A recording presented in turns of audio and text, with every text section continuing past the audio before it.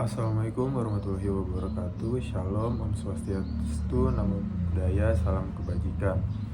Perkenalkan, nama saya Samuel Handi Purba. Saya mahasiswa Fakultas Hukum semester 3 Universitas Sultan Ageng Tirtayasa dengan NIM 111124029. Pada video kali ini saya akan memberikan resume atau mengulas kembali mengenai mata kuliah hukum internasional yang saya pelajari sebelumnya pada pertemuan sebelumnya yang diampu oleh Ibu Hera Susanti, SH LLM.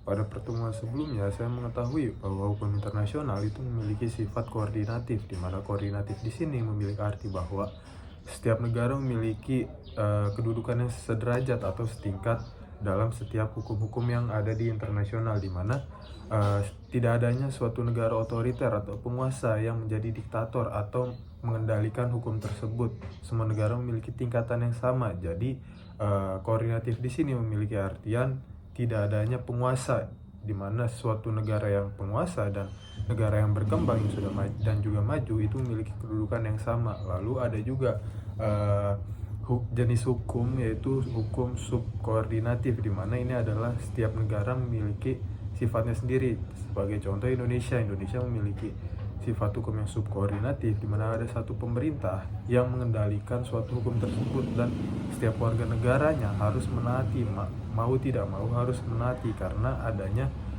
paksaan atau memaksa terikat yang diberikan oleh pemerintah itu sendiri, dan ada aparat penegak hukum yang mengendalikan dan mengawasi hukum tersebut dapat berjalan atau tidak.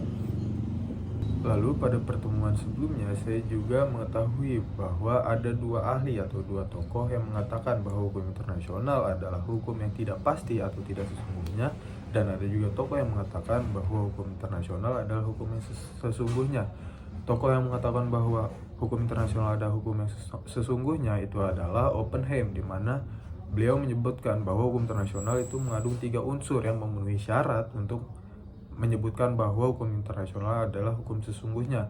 Sedangkan ada satu tokoh yang bernama Austin, beliau mengatakan bahwa hukum internasional adalah hukum yang tidak sesungguhnya, karena hukum internasional itu tidak memenuhi beberapa syarat, dan saya sependapat dengan tokoh Austin tersebut, karena menurut saya hukum internasional adalah hukum yang tidak mengatur atau tidak mengikat dan tidak memaksa setiap subjek hukumnya untuk melakukan atau mewajibkan hukum tersebut dijalankan, karena kembali kepada sebelumnya bahwa hukum internasional adalah memiliki sifat koordinatif yang dimana tidak memaksa atau tidak terikat ataupun sederajat. Jadi hukum tersebut dibuat, tetapi ada beberapa negara yang memiliki ideologisnya sendiri itu untuk tidak melakukan, karena itu tidak sesuai dengan ideologis mereka.